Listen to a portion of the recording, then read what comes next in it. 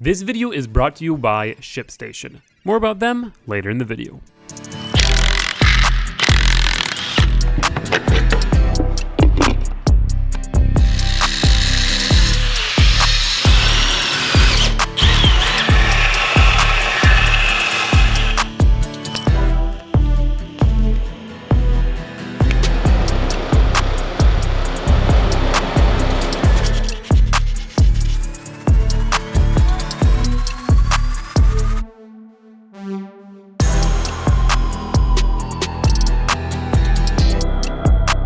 So we've made good progress on our brake booster swap. We've got the new one modified and painted. Brake junction is all cleaned up and painted. This little thing is welded and modified. Once all the paint dries, we can put the brake booster in with the new master cylinder and all that. In the meantime, Daniel has been working on the LS. We're switching out the rockers because everybody in the comments were telling Caleb that if you don't, they're gonna blow up. Yeah. So we got the upgraded C-clip rockers, like all you guys suggested. So these have needle bearings in them, and then these are roller bearings. So a lot less likely to fail and send metal throughout the motor.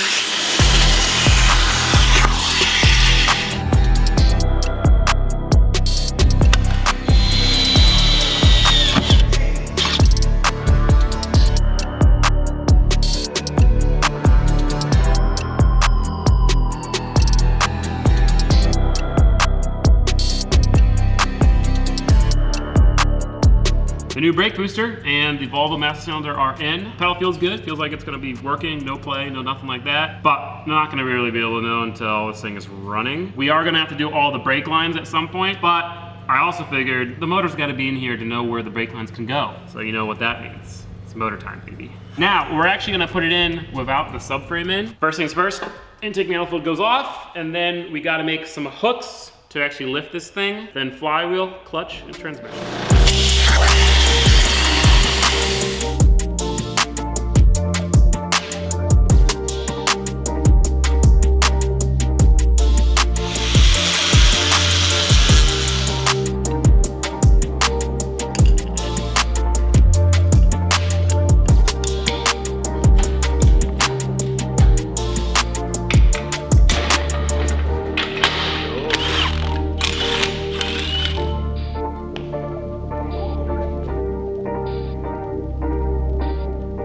Average torque holding capacity, 1,345 foot-pounds of torque.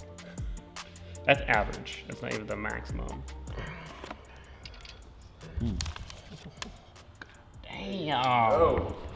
Holy cow. Wow, it's like a freaking brake road. Look at that. Caleb's gonna be like me in the drift truck. Wait. Oh, this thing's like... An absolute huge thank you to Centerforce for sending out this clutch for the Volvo. I've got one of their clutches in the Eclipse as well, and that thing is amazing. First thing first, pot bearing, go and crank. Then we're gonna put the flywheel on, torque that down, the clutch together. Then we have to set up the throwout bearing.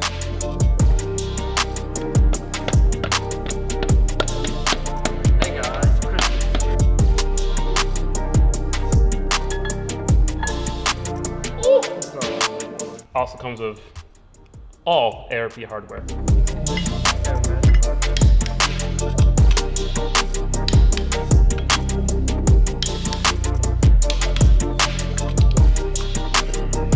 So you line up the marker.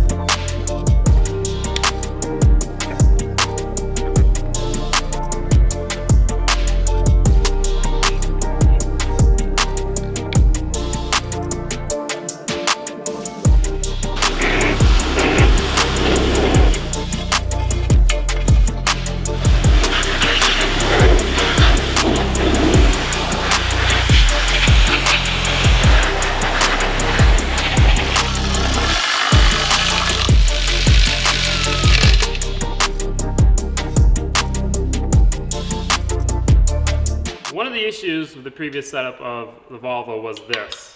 My DIY shifter for the TR6060. You know, I'm gonna put the excuse of my bad shifts and misshifts on this. Others may argue otherwise. But either way, we've got a new shifter. For one, I gotta give a shout out to Sicky, because they sent this to me over a year ago now, and I've been just waiting on it, and they've been super cool about that. And so instead of my jank thing trying to use the factory little shingamading, we're gonna take this off, and I believe it just bolts to this plate.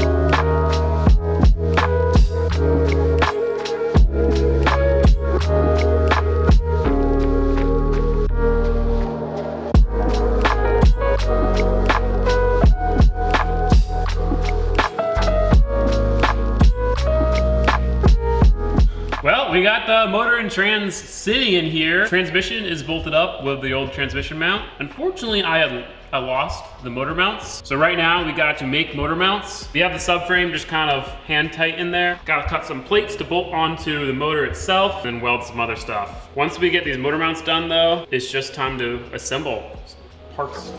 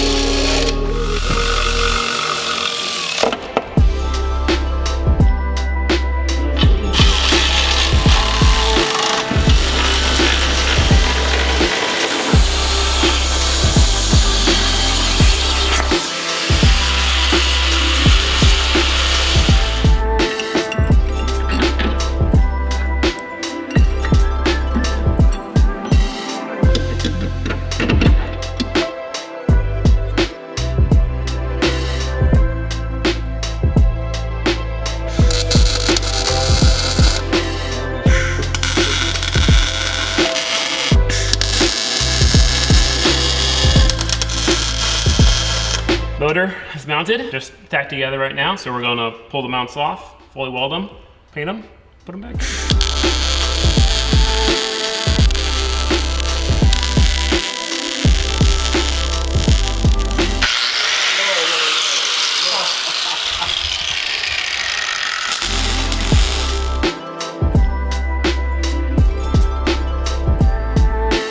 Gotta wait for paint to dry. Gotta get that powder coating set up, man.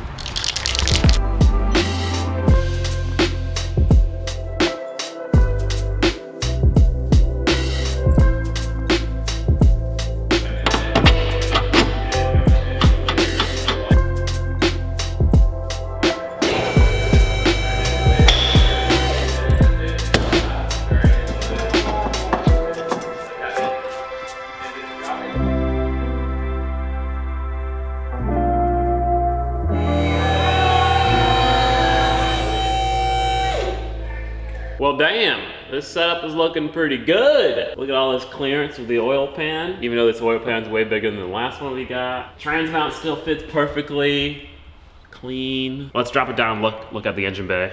But first, let me take a moment to thank this video's sponsor, ShipStation. ShipStation is the leading web-based order management and shipping software designed to make retailers, both small businesses and large businesses, exceptionally efficient at processing, fulfilling, and shipping their e-commerce orders. Now, ShipStation has a couple of awesome features. For one, you no longer have to limit your online store to one place. ShipStation integrates with every platform, including Amazon, Etsy, eBay, Shopify, and more, making it super easy to manage all of your shipping from one dashboard. That also makes your products easier to find, easier to manage, and easier to get into the hands of your happy customers. ShipStation also has automatic shipping updates for your customers. You don't have to waste all of your time sending them tracking information. ShipStation also allows you to compare different rates, different delivery times between multiple different carriers, and you get the same discount as big Fortune 500 companies. And that's whether you're sending just a few products or a truckload. I've been working on setting a new website for the YouTube channel, selling merchandise, selling new custom fabricated metal parts. It's made the whole process a lot less stressful. It's gotten my storefront prepared for busy shipping seasons. It's built an amazing foundation for my storefront so that if I ever want to grow, add new products, it'll be a whole lot easier. And yeah, at the end of the day, ShipStation makes ship happen. So if you guys are interested and you want to ship more and grow more with ShipStation, go to shipstation.com/Gingium and sign up for a free 60-day trial. Start today and get set up before the biggest shipping season of the year. Yet again, that's 2 months for free. Visit shipstation.com/Gingium. And huge thank you to ShipStation for sponsoring this video. It's funny how small this motor actually looks in this engine bay with none of the exhaust or intake or any of that stuff on, because it looks tiny. It's like the same size as the stock motor. But it's crazy how good the engine bay just looks being one color. Even though it wasn't done very legit, it still looks way better. Look at all the clearance with our brake booster now. Previously, the brake booster was touching the valve cover, and now there's 2-3 inches. One thing I want to do before we continue assembly, will it clear the hood? Oh yeah, no shot it's not gonna clear. What? That's... It's gonna clear. Yeah, I think you're almost golden. Close, closer than I was maybe thinking, but it's definitely gonna clear. So, now it's just the process of putting all of these parts back into the car. We will have to do a little bit of modification since this is a Gen 4 LS and the harness is a Gen 3 harness. Mainly we're going to have to extend the crank sensor plug, which is down here. So I think we'll do the wiring first, and then it's just bolting stuff back together. I replaced the struts. Hey, yo, dude, this battery still's got 12.3 volts. It probably doesn't even need to be charged. Dude, that's still pretty wild. Neither of your Miatas could ever do that. I know. That's crazy. It's a good battery right there. That's a good battery. Brand new, because I, yeah.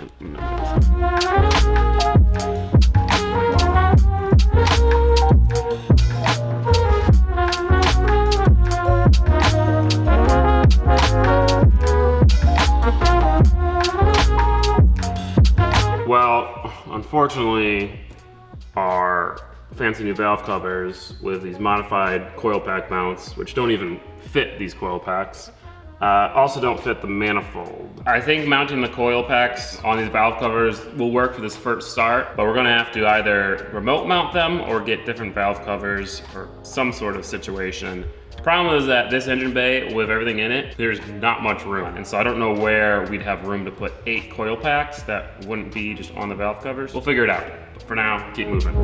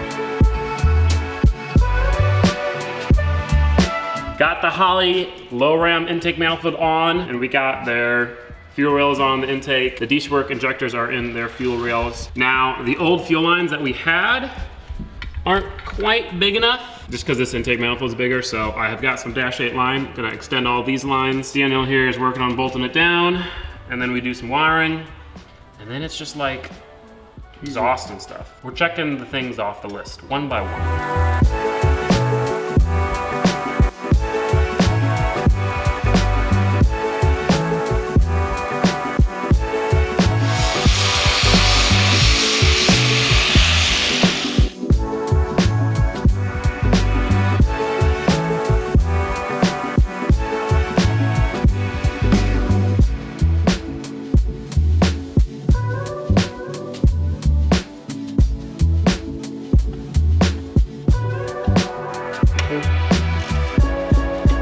Everything intake-wise is all done, and all the wiring for all the sensors, everything's plugged in. We're gonna clean it up a bit once we do a different solution for our coil packs, because then we can run the wires under the intake manifold, but for now, it works. Next two things we're gonna do, for one, run the fuel lines back to the fuel pump, and then we got to drill and pin the crank and torque the crank pulley down.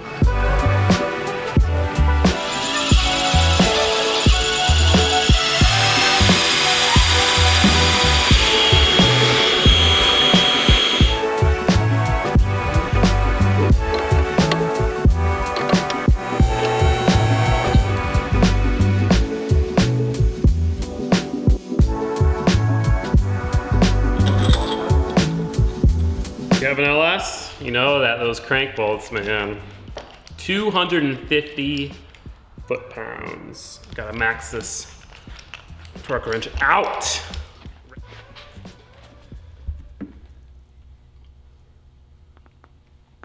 Definitely turning. How close do you think you are? Boom, baby, let's go. Pretty close. So we're gonna lightly put on the exhaust manifolds, then we're gonna put the crossover tube on, the turbo on, then tighten it all down.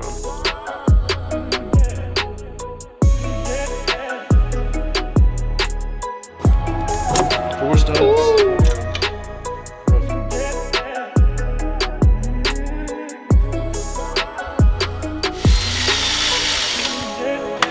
Okay, back. You're right.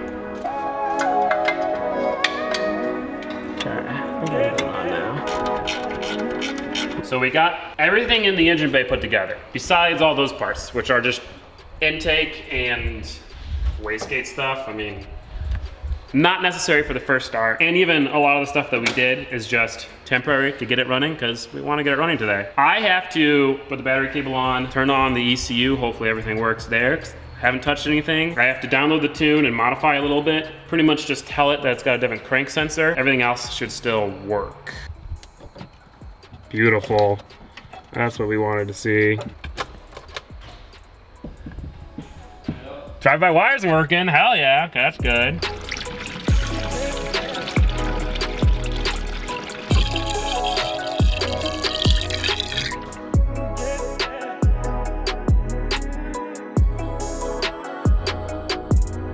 So as far as I know, all I have to do is change the ignition type from GM 24 tooth to GM 58 tooth. And that should be the only thing I need. Version 2 first start. Upload to ECU. Time to crank it up. For now, we're just checking for oil pressure and fuel leaks. Then we'll plug in all of the injectors and ignition system and try to actually start it.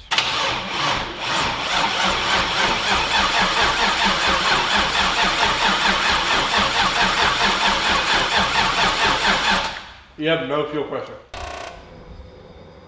Oh, there's fuel pressure. There's fuel pressure. Now, how much fuel pressure? Oh, it's pretty bad. Oh, it's bad. Oh shit. So for one, it's cranking slow.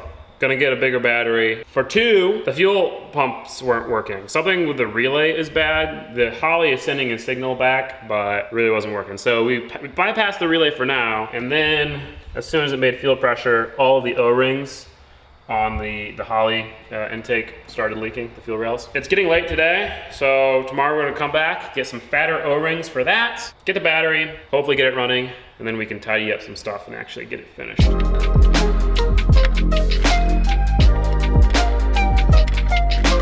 Out with the old, and in with something. So we got all of the O-rings replaced, fixed the fuel pump relays. Turns out they just weren't grounded. Got a deep cycle battery hooked up to the starting battery. Now we're gonna try it again. Prime the fuel system, hopefully it holds pressure. Try to crank it over more. Oh shit, bro. Yeah, oh, maybe it was just dripping for a second. Yeah, it's at like 50 or 60, right?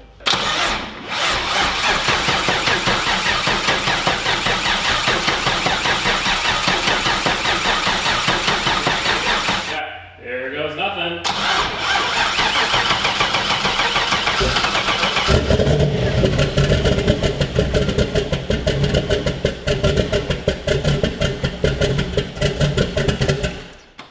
Sounds cool, but yeah, there's definitely something up.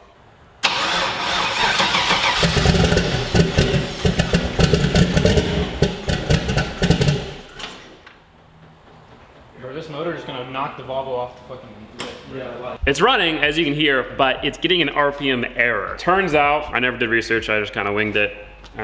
But it turns out the 58X on the Gen 4 motors, it has more differences than just locations of sensors. So the pins on the crank sensor are actually flipped and the voltages are different. I think the voltages doesn't really matter, but the pins definitely do. So I have to swap the pins for the crank sensor and then it should work.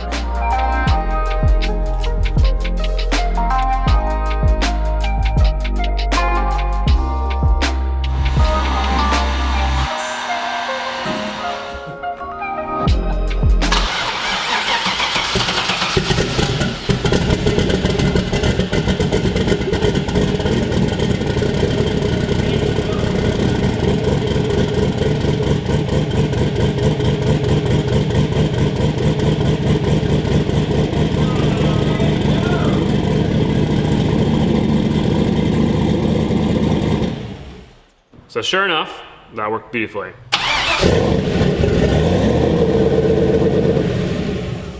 Okay. TBS through error code.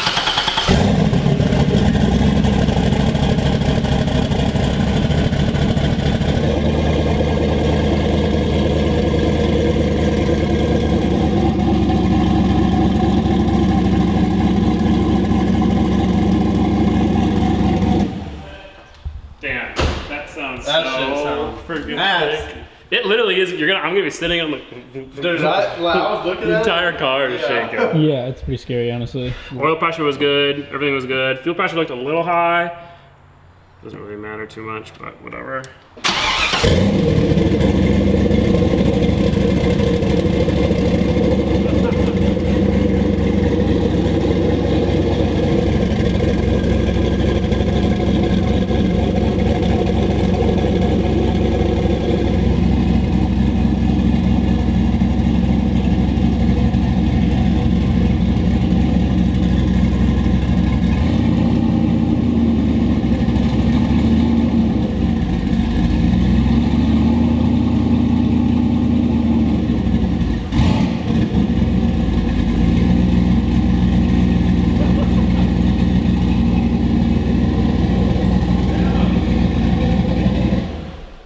Cap's not on. I know. Yeah, at least the water pump's working.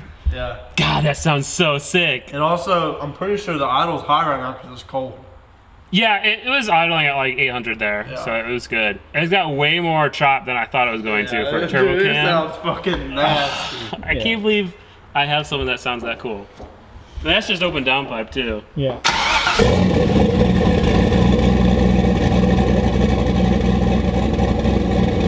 Every time I start, I'm just like smiling. It sounds so good. Already the Holly's got it idling like perfectly. 800 RPM, 13, 14 AFR. It's crazy. 47 PSI of oil pressure.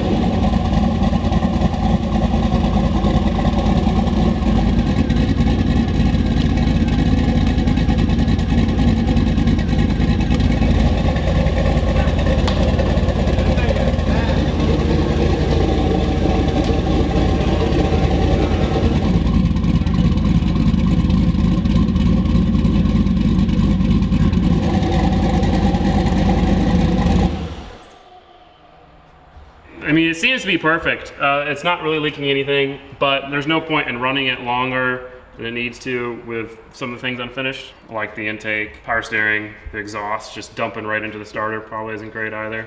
Transmission, I'm not sure if it's got fluid in it, so. But yeah, I mean, the LS is running, motor sounds great. I didn't hear any ticking or knocking. Kind of hard to hear over the chop. So that's gonna be it for today. Obviously, the next step is to get the thing running and driving. For that, we firstly need some stuff here. All y'all complaining about the stock brakes. That's not gonna be a thing anymore. Coilovers, which I've actually had for over a year, and that's all from B&E Dynamics. But yeah, a lot more work to do. Getting this thing running was just the first hurdle. But hopefully you guys are excited. I know I certainly am. If you do wanna watch the next video ahead of schedule, you can click up there, become a patron, get early access to all the videos and access to exclusive content. Huge thank you again to ShipStation for sponsoring this video. See you guys next time. Thank you so much for watching. Bye-bye.